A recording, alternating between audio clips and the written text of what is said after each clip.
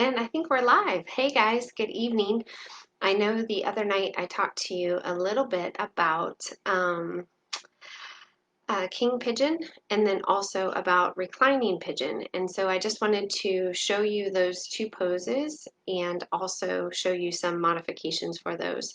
So before I show you the poses, I wanted to share with you the reasons why this pose is so good. It's a deep release for your hips. And as women, we tend to store our stress in our hips.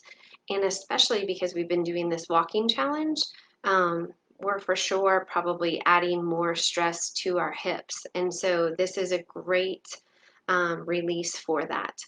Also, this is a great release because it balances the pelvis, which is always nice. And it also relieves sciatica pain. So if you've ever had sciatica in your lower back, it's a great help to relieve that pain. So we're going to get started. I have my mat behind me. And so on our mats, we're going to come into all fours. So your hands and elbows under the shoulders and knees under the hips. And we're going to bring our hands just a little bit wider than we would if we were doing other poses in yoga. And we're going to lift up our right knee. And so I'm going to lift up right knee and we're going to bring it through in between where the hands are. And then you can sit right here on your heel and just see how that feels for you. So see if that feels good.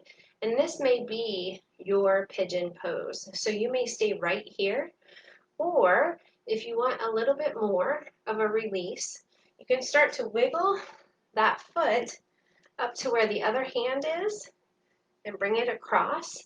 And as you do that, you're going to come down. And for me, I can come down to the mat.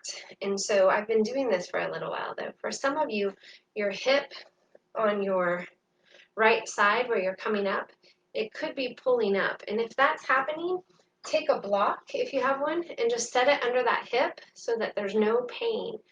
Again, in any yoga pose, you don't want to feel any pain. So just come up there, or you could take a rolled up or a folded up blanket. I have one here, my yoga blanket, and I could set that under my hip.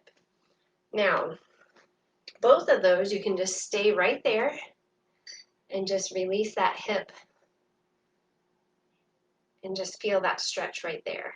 I like to take it a little bit further, and I like to come down to my elbows, come down here, and always when you're doing the deep releases, you want to take a deep inhale and exhale through the mouth. So just let out all of that stale air from the day. And even if this is all you get to do, I do this pose when I'm playing on the floor with my little one. She doesn't even notice, but I'm doing the pigeon pose. And I'll just sit there and play with her on the floor, and it just feels amazing to have a stretch or that release in the middle of the day. So that's really nice. And so you can take it here. You can even go down farther, and you can place your head on the mat.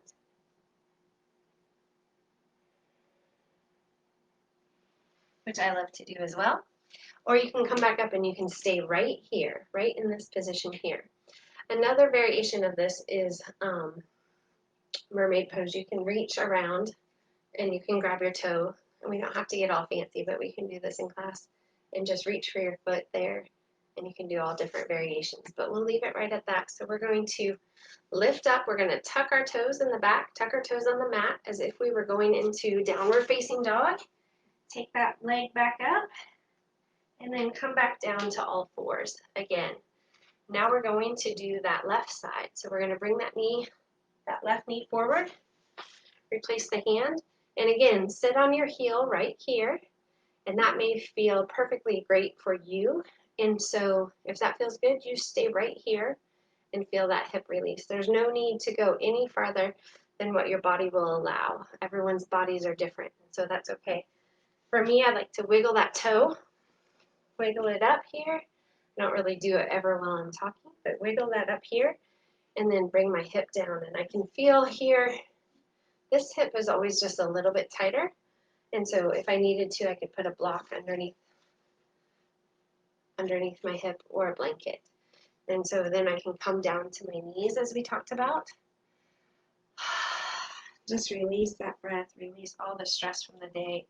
If you got your 8,000 steps or 8,500 or however many steps you're supposed to get, I still have to get mine. This feels really good. If you've been on your feet all day or if you've been sitting, this is just a great releasing pose.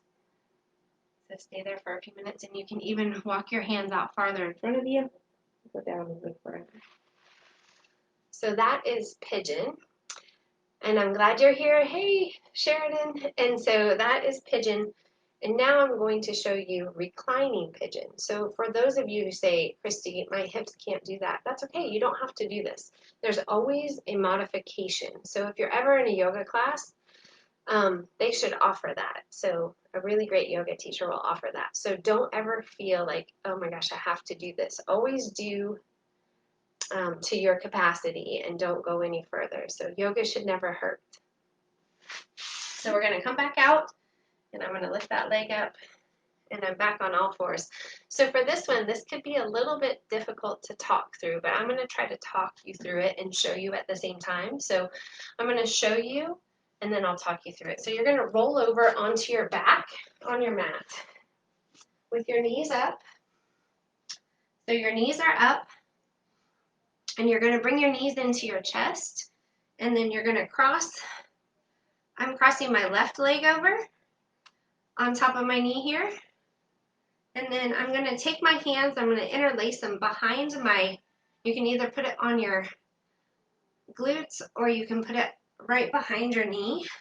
And then you're going to flex your foot that's in the air. You can flex both if you'd like.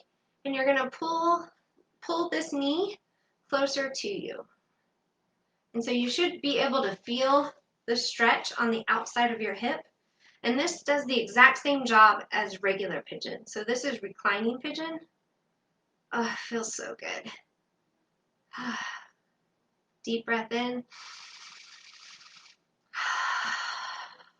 Oh, it feels so good. And it's important to keep both feet flexed because it just gives you that little bit extra lengthening in all the muscles, and you can feel that. So we're going to release that. You can release both feet back down to the floor. We're going to switch legs. You're going to interlace those fingers again. And you may just be able to hold onto your leg. You may not be able to interlace. That's okay.